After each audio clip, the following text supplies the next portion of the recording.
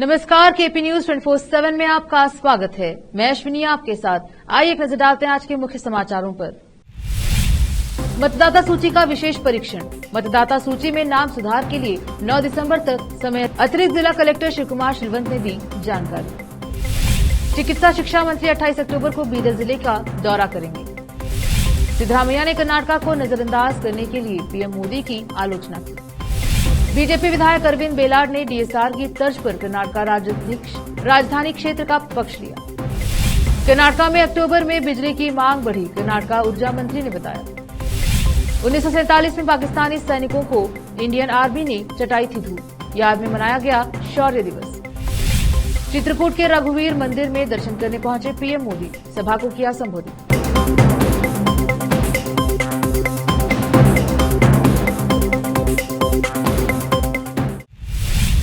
समाचारों का सिलसिला शुरू करते हुए देखते हैं समाचार विस्तार से।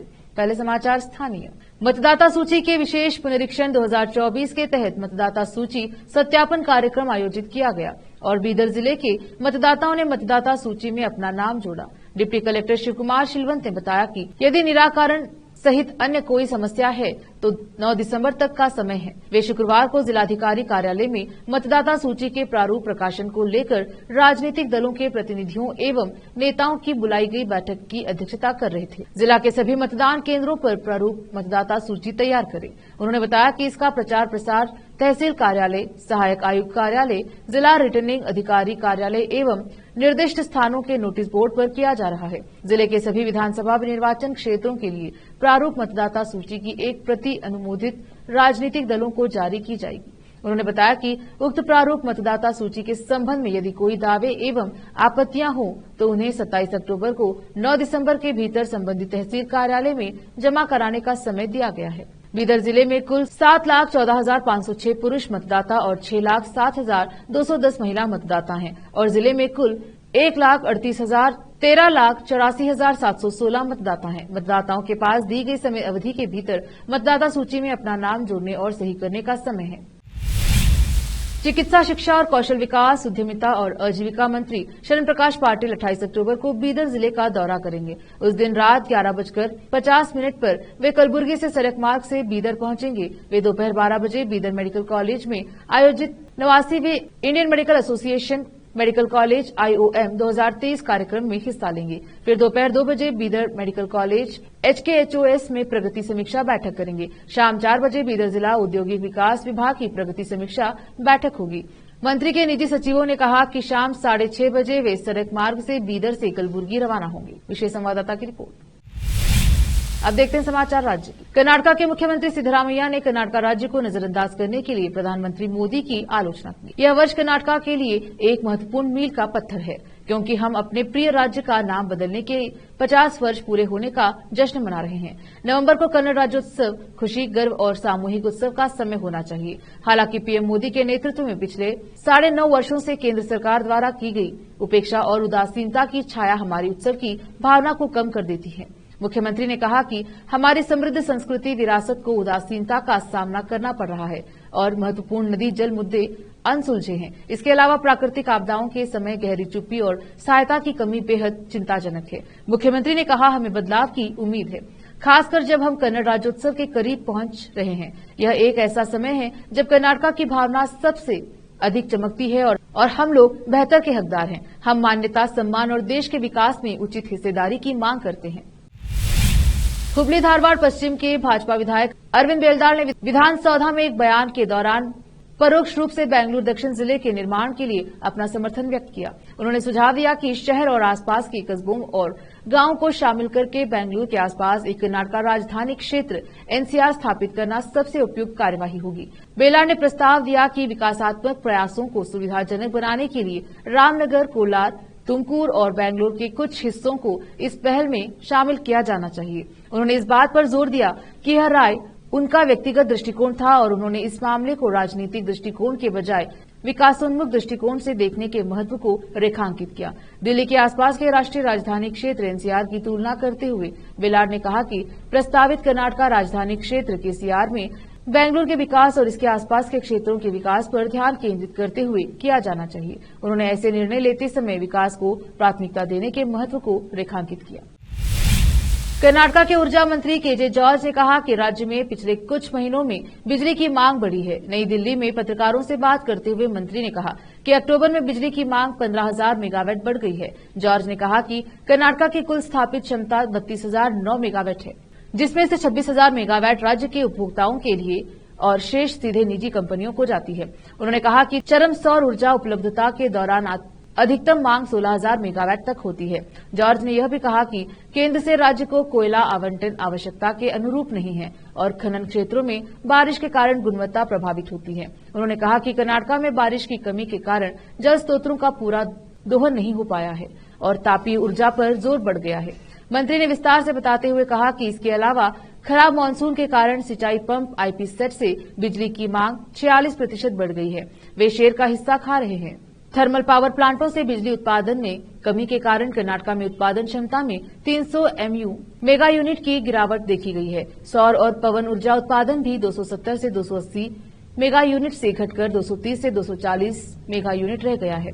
ऊर्जा अदला बदली नीति के तहत कर्नाटका की मांग को पूरा करने के लिए पंजाब और उत्तर प्रदेश से बिजली खरीदी जा रही है। जॉर्ज ने जेडीएस के राज्य प्रमुख और पूर्व सीएम HD कुमारस्वामी द्वारा कांग्रेस सरकार पर बिजली की कृत्रिम कमी पैदा करने के लगाए गए आरोपों का भी खंडन किया। जॉर्ज ने कहा कि इस समस्या का मूल कारण यह है कि 2018 के बाद से स्थापित क्षमता में कोई वृद्धि नहीं हुई है। जॉर्ज ने कहा कि जून 2022 की तुलना में इस साल ऊर्जा खपत 200 मेगा यूनिट प्रति माह से अधिक है। कर्नाटका आम आदमी पार्टी आप ने मांग की है कि कांग्रेस सरकार को बेंगलुरु यातायात को नियंत्रित करने के लिए राज्य में दिल्ली मॉडल प्रीमियम बस सेवा शुरू करनी चाहिए। कर्नाटका के वरिष्ठ आप नेता जगदीश वी सदाम ने कहा कि मुख्यमंत्री सिद्धरामैया को एक पत्र लिखा और जोर देकर कहा कि दिल्ली मॉडल का बेंगलुरु में अनुकरण किया जाना चाहिए। उन्होंने कहा, मैं आम आदमी पार्टी की ओर से अनुरोध कर रहा हूं कि बेंगलुरु शहर के यातायात और प्रदूषण नियंत्रण को देखते हुए हमारे राज्य में बेंगलुरु जैसे शहरों में दिल्ली जैसी प्रीमियम बसें शुरू होनी चाहिए। दिल्ली के मुख्यमंत्री अरविंद केजरीवाल ने शुक्रवार को उच्च मध्यम वर्ग को सार्वजनिक परिवहन पर स्विच करने के लिए प्रोत्साहित करने के लिए बहुप्रतीक्षित प्रीमियम बस एग्रीगेटर नीति 2023 को मंजूरी दी थी। पत्र में कहा गया है कि यह योजना दिल्ली की परिवहन व्यवस्था को मजबूत करेगी और यातायात और वायु प्रदूषण को कम करेगी। मैं आम आदमी पार्टी की ओर से अनुरोध कर रहा हूं कि बेंगलुरु शहर के यातायात और प्रदूषण नियंत्रण को देखते हुए हमारे राज्य में बेंगलुरु जैसे शहरों में दिल्ली प्रकार की प्रीमियम बसें शुरू की जानी चाहिए। रोकते हैं समाचारों का सिलसिला, लेते हैं छोटा सा ब्रेक। जल्द लौटेंगे ब्रेक के बाद।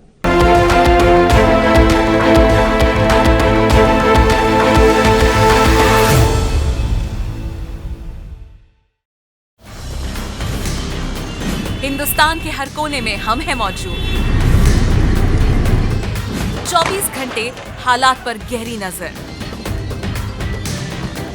खबरों से जुड़े चुपते सवालात और आपको दिखाता है धार्मिक, सामाजिक, राजनीतिक, लोकल और इंटरनेशनल न्यूज की सबसे बेहतर कवरेज जो आपको रखती है हर पल बाखबर। देश और दुनिया भर की खबर के लिए देखते रहें KP News 24/7।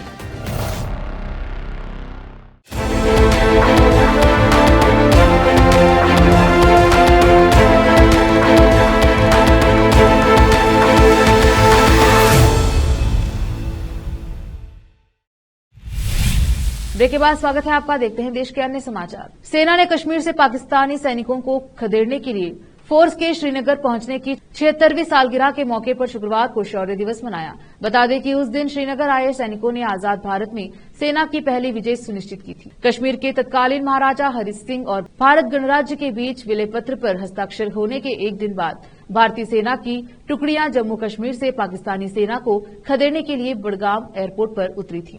शुक्रवार को आयोजित शौर्य दिवस में बहादुर सैनिकों को श्रद्धांजलि देने के लिए उस ऐतिहासिक घटना को रिक्रिएट किया गया। वीर जवानों की याद में आयोजित किए गए इस कार्यक्रम में सेना और वायुसेना के वरिष्ठ अधिकारियों के अलावा छात्र शामिल हुए। इस कार्यक्रम में पाकिस्तानी सेना को खदेड़ने के लिए भारतीय सेना के जवानों के 27 अक्टूबर 1947 को वहां पहुंचने को भी प्रदर्शित किया गया। इस अवसर पर सेना की श्रीनगर स्थित 15वीं कोर के जनरल अफसर commanding GOC lieutenant general Rajiv Ghai ने कहा कि यह आयोजन उस ऐतिहासिक दिन की याद में किया जाता है जिसने यह सुनिश्चित किया कि जम्मू कश्मीर अब भी भारत का अभिन्न अंग है। उन्होंने कहा कि सेना ने आजाद भारत में अपने पहले बड़े अभियान में साहस का परिचय दिया था।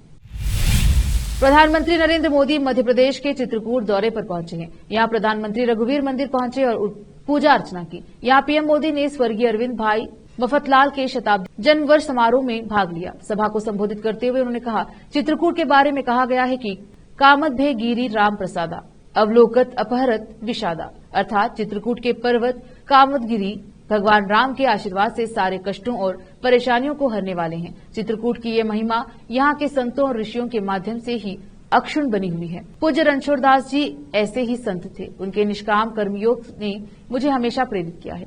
स्वर्गीय अरविंद भाई मफतलाल के शताब्दी जन्मवर्ष समारोह में प्रधानमंत्री मोदी ने कहा, मुझे खुशी है कि अरविंद भाई का परिवार उनकी परमार्थिक पूंजी को लगातार समृद्ध कर रहा है। मैं इसके लिए उनके परिवार के सभी सदस्यों को बधाई देता हूं। इस दौरान उन्होंने कहा कि आज जानकी कुंड चिकित्सालय के नए विंग का लोकार्पण हुआ है। इससे लाखों मरीजों को नया जीवन मिलेगा। आने वाले समय में सदगुरु मेडिसिटी में गरीबों की सेवा के इस अनुष्ठान को नया विस्तार मिलेगा। आज इस अवसर पर अरविंद भाई मफतलाल की स्मृति में भारत सरकार ने विशेष स्टैम्प भी रिलीज किया है। ये पल अपने आप में हम सबके लिए गौरव का पल है, संतोष का पल है। मैं आप सबको इसके लिए बधाई देता हूं। टीएमसी सांसद महुआ मोइत्रा और बीजेपी सांसद निशिकांत दुबे के बीच जारी तकरार थमने का नाम नहीं ले रही है। निशिकांत दुबे ने एक बार फिर महुआ मोइत्रा पर हमला किया है। इस बार उन्होंने हमला महुआ मोइत्रा द्वारा उनका नाम पत्र में गलत लिखने को लेकर किया है। दरअसल संसद में पैसे लेकर सवाल पूछने के आरोपों से घिरी महुआ मोइत्रा को लोकसभा की एथिक्स कमेटी ने समन जारी किया है। उन्हें 31 अक्टूबर को सुबह 11 बजे कमेटी के सामने पेश होने के लिए कहा गया है। हालांकि टीएमसी सांसद महुआ मोइत्रा ने शुक्रवार को एथिक्स कमेटी के अध्यक्ष विनोद सोनकर को पत्र लिखकर बताया कि वह अपने संसदीय क्षेत्र में पहले से निर्धारित कार्यक्रमों की वजह से 4 नवंबर से पहले दिल्ली नहीं आ सकती हैं। इसीलिए समिति उन्हें 5 नवंबर के बाद कभी भी पेश होने का वक्त दे। एथिक्स कमेटी के चेयरमैन को लिखे महुआ मोइत्रा के उसी पत्र के पहले पेज को शेयर करते हुए निशिकांत दुबे ने कटाक्ष किया है। तेलंगाना विधानसभा चुनाव के लिए वोटिंग में अब करीब 1 महीने का वक्त बचा है, लेकिन कांग्रेस अभी भी उम्मीदवारों के नामों पर मंथन कर रही है। कांग्रेस की केंद्रीय चुनाव समिति सीईसी ने तेलंगाना विधानसभा चुनाव के लिए उम्मीदवारों के चयन पर शुक्रवार को फिर से चर्चा की। कांग्रेस की सीईसी ने बुधवार को भी तेलंगाना को लेकर बैठक की थी। कांग्रेस पार्टी तेलंगाना की कुल 119 सीटों में से 55 पर अपने उम्मीदवार घोषित कर चुकी है। बाकी की सीटों के लिए उम्मीदवारों के नामों पर मंथन चल रहा है। शुक्रवार को खरगे की अध्यक्षता में हुई सीईसी की बैठक में कांग्रेस की पूर्व अध्यक्ष सोनिया गांधी, पार्टी के संगठन महासचिव केसी वेणुगोपाल, तेलंगाना प्रभारी माणिक राव ठाकरे, प्रदेश कांग्रेस कमेटी के अध्यक्ष रेवंत रेड्डी और कई अन्य नेता शामिल रहे। वक्त एक और छोटे से ब्रेक का, जल्द लौटेंगे ब्रेक के बाद।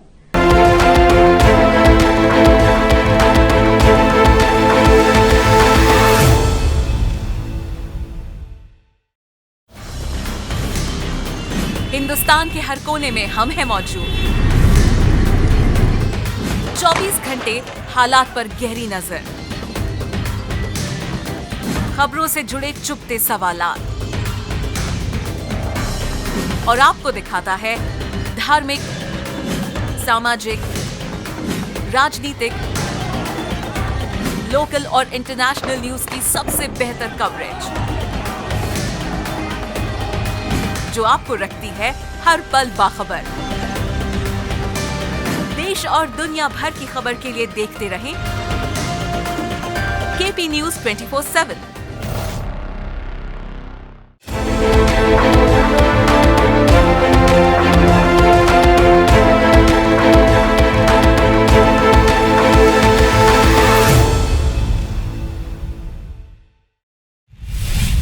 ब्रेक के बाद स्वागत है आपका। देखते हैं समाचार।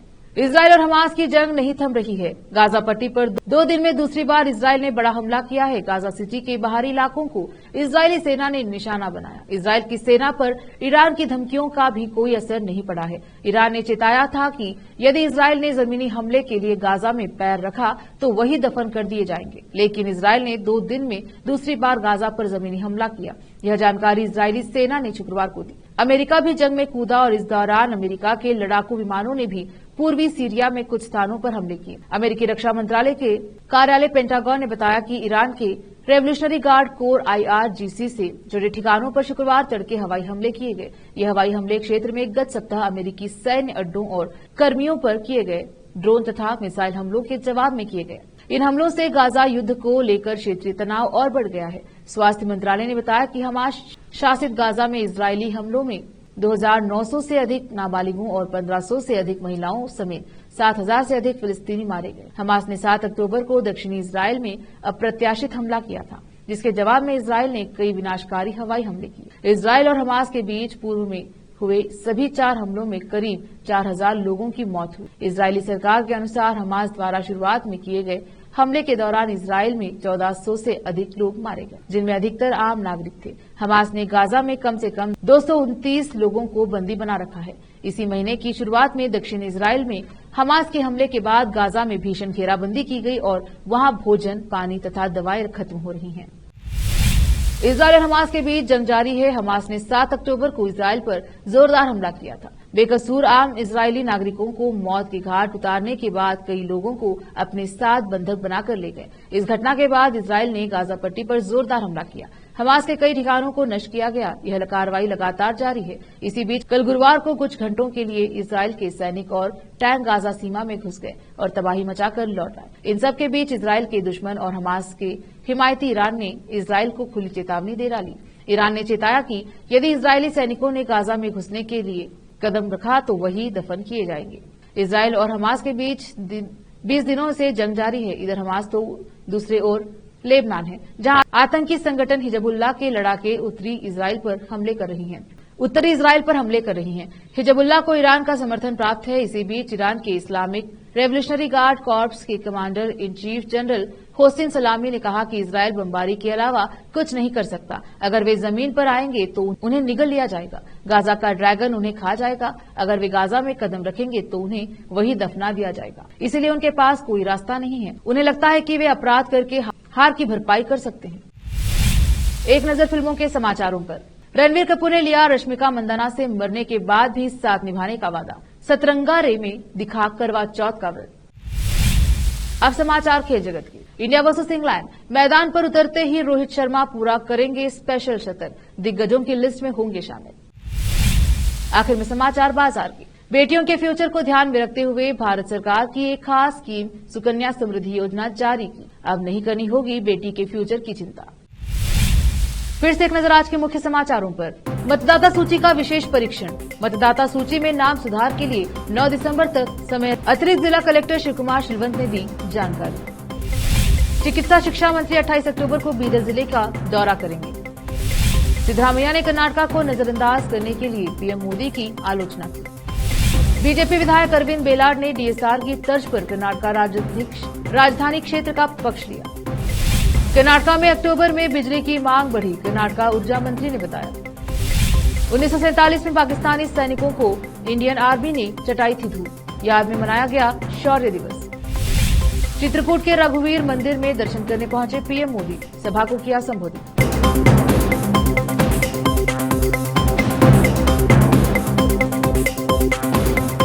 केपी न्यूज के बुलेटिन में आज इतना ही। देखते रहिए केपी न्यूज 24/7। धन्यवाद।